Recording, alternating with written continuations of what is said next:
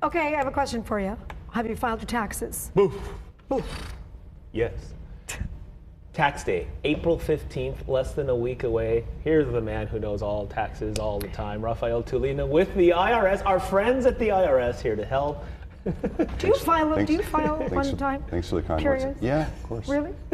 I'm an employee. I'm held to a bit of a different standard. Really? I kind of need to be compliant in order for job security Job purposes. security. Job security.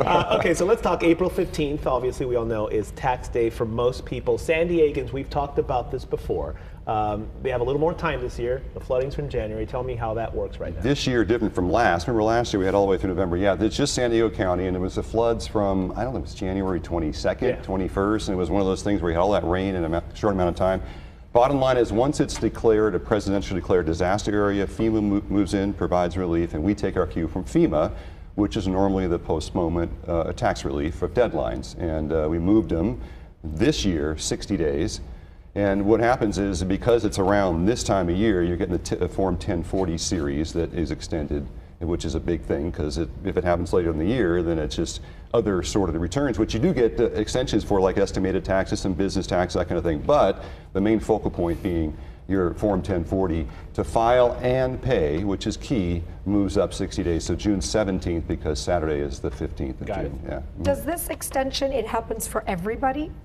In the county, yes. In the county, yes. That's how it works. So when they come along and make it happen, based on your zip code or whatever, the IRS knows that zip code gets that automatic extension.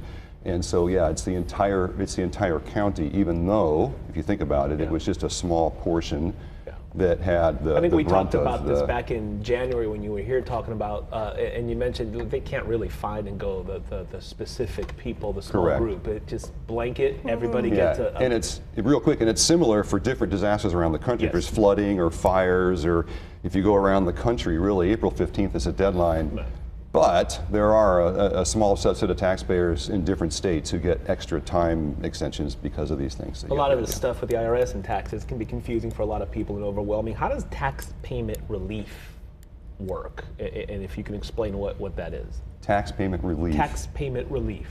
So if you mean like if you owe an obligation and you can't take care of your business, you could pay in installment agreements, or you can go to an offer and compromise, that kind of thing, directly with the agency. If you're talking about going to an outside third party, you can do that as well. Just be careful who you choose and how you choose that. But if you have an obligation, you can come directly to IRS and we'll work with you. We have the flexibility and understanding to do that, yeah, for sure. You talk about these third parties, and then we got the world of social media that everybody has something to say there, and then they got the advice on life, they got the advice on taxes.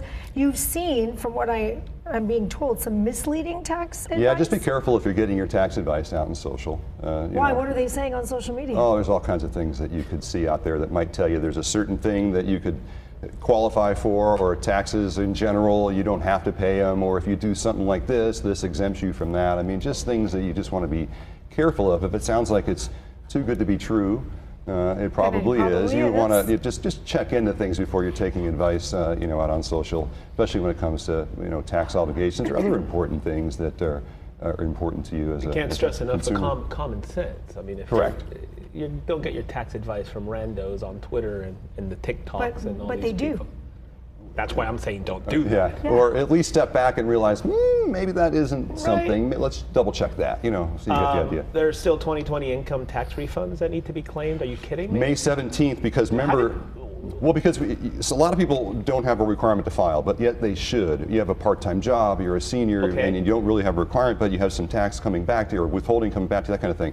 And every year, it's about $1 billion going back to taxpayers, including several tens of millions here in California. But the key is filing that return that you didn't file, and you have 3 years to do so. That's why. And it's May 17th, the deadline, because you'll recall in the tax year, in the 21, for the tax year 2020, we extended the deadline. Remember, it was July during the pandemic. In the 21, it was moved to May because of the pandemic. Anyway, so you get the extra month to do that if you haven't filed that 2020 return. You remember all that stuff. We don't remember all that stuff. It was quite the time because of all the legislation that was passed and we had to administer. It was quite chaotic, actually, to be honest.